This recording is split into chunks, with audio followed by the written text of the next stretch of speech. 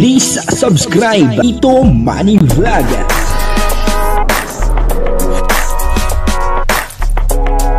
Payagan po si Tito Manny Vlog na mag-reactor para pambiling gamot sa kanya pong karamdaman. Wala man siyang records ng ng awayan.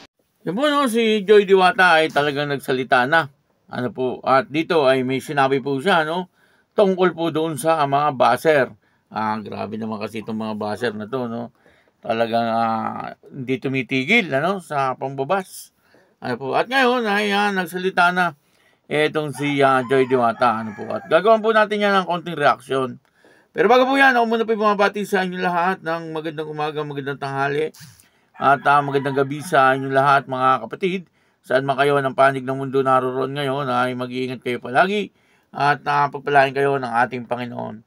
Maraming salamat din po sa patuloy na tumatangkilik sa aking YouTube channel at nanonood sa aking video reaction. Patuloy lang po natin suportahan sila Kuya Bal Santos Matubang, Kalingap Rab, Ate Edna Vlog, Jack Tapia, at syempre si Kalingap Dan, at si Andy Kayakap Vlog. Ayun, At yung mga kasamahan ko po sa Karepa, ganun din yung mga team views at yung mga charity vlogger na Kalingap partner.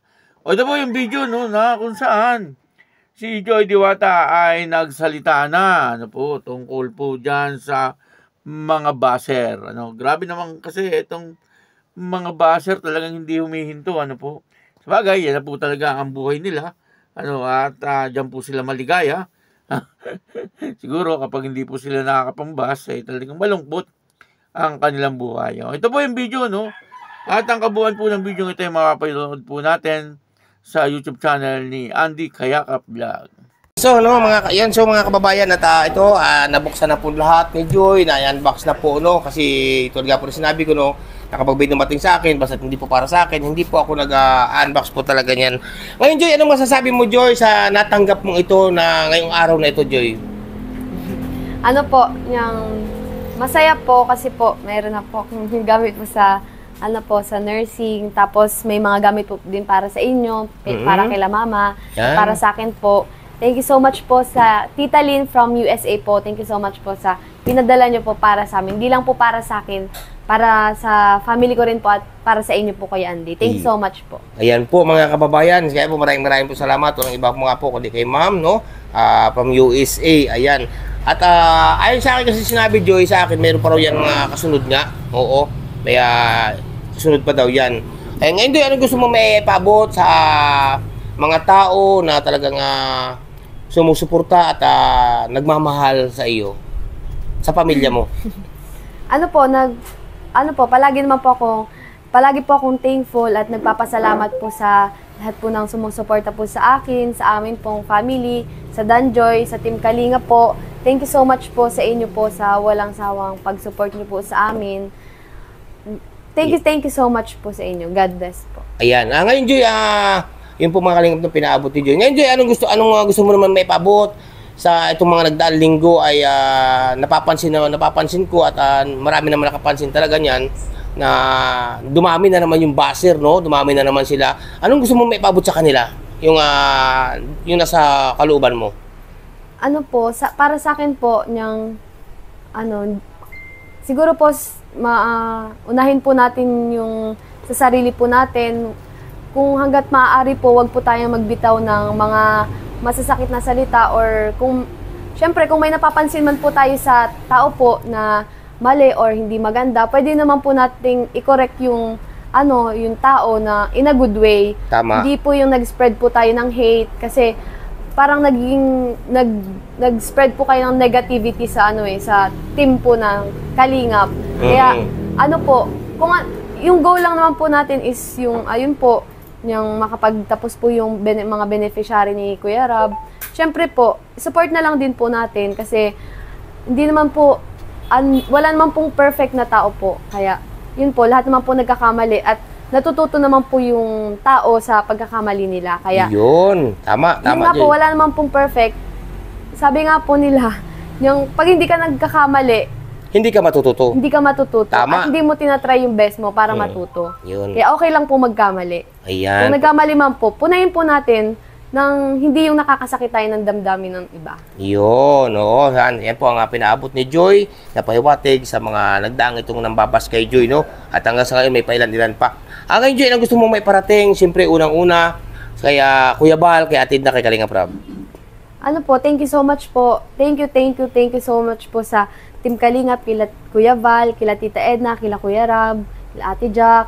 Sa Team Kalingap po, thank you so much po sa inyo kasi kung hindi po dahil sa inyo, wala rin po kami sa ganitong kalagayan nila mama.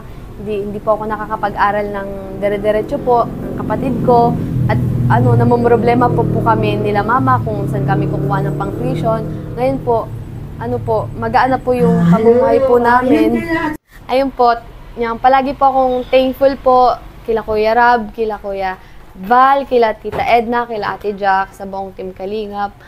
Dahil po sa programa po nilang ganito, yung scholarship, yung pagpapabahay, natulungan po talaga kami ng sobra-sobra nila mama, yung family ko po.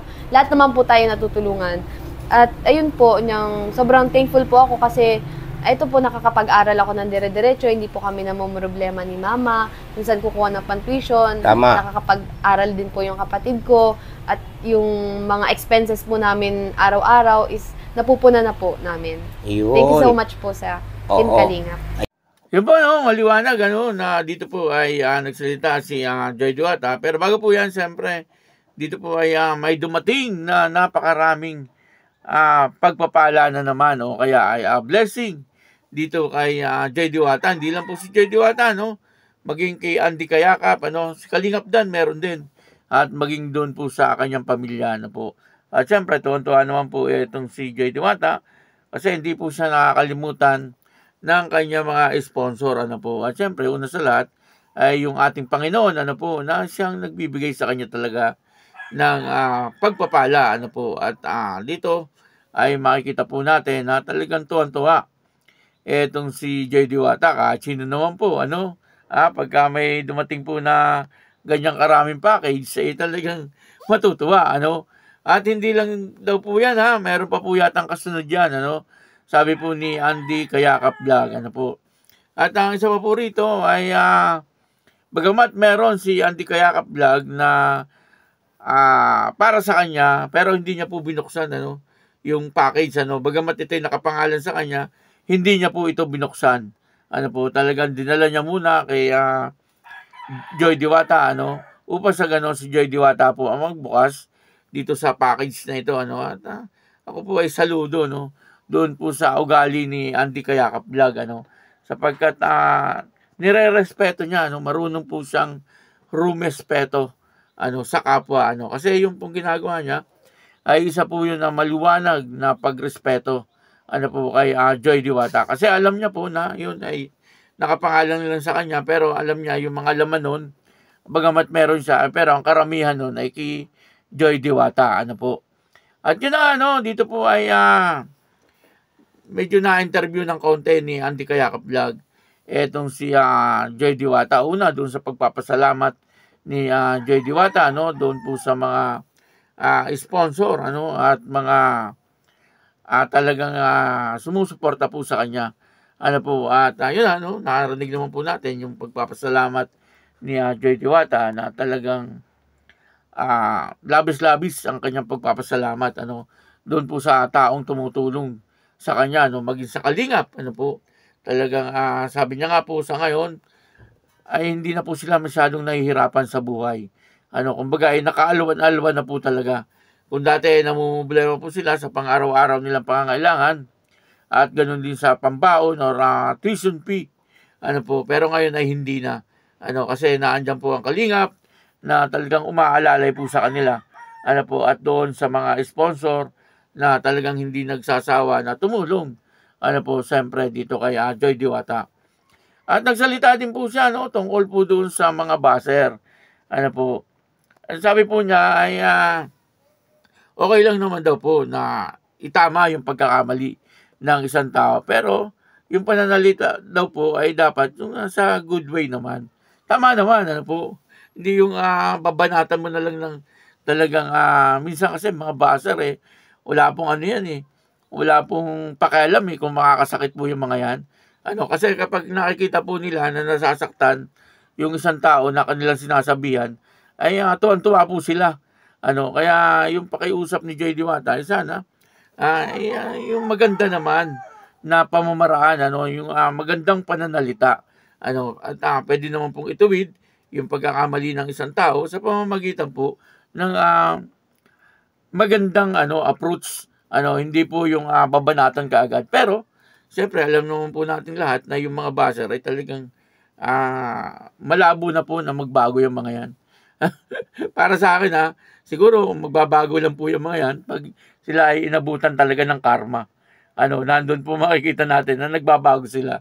Pero hanggat sila ay maligaya at nakikita po nila na talagang nagagalit itong kanilang binabasa, tuwan-tuwa po yung mga yan.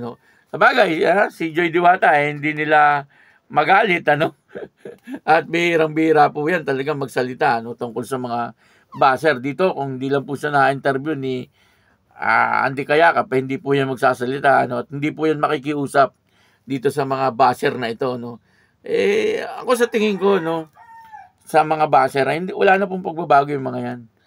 Talagang yan na po ang buhay nila. Kumbaga yan na po talaga ang ugali nila na napakahirap ng baguhin. Kasi siyempre, kung hindi po sila makakapagsalita ng hindi maganda sa kapwa, ay hindi po maligaya ang kanilang buong isang araw.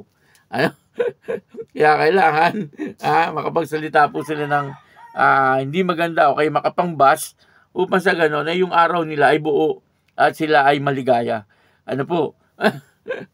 Pero pag inabutan po yan ng karma, yung mga basher na yan ay talagang babaliktad din po yung mga yan. Kumbaga ay magbabago rin po yung mga yan. Sa ngayon ay maligaya pa sila, pero pagka inabutan po yan ng karma, ay talagang wala po silang magagawa kapag karma na dumating sa kanila. Kaya yun si Joy Diwata ay nakiusap po siya. Hindi po siya nang basa, hindi niya po sinagot yung mga basher, talagang nakiusap lang po siya. Kaya nagsalita po siya, pero sa pamamagitan po ng magandang pananalita. Hindi po katulad ng mga basher na talagang minsan nakakabisit itong mga basher na ito Kaya yun maraming salamat po sa inyo lahat. At patuloy lang po natin suportahan ang Danjoy po. Kasi talagang namang napakaganda ng teleserye na Danjoy at ito po ay makatotohanan. Maraming salamat po. At ako po si Tito Manny Vlog na nagsasabing God bless you all. Diyos mabalos.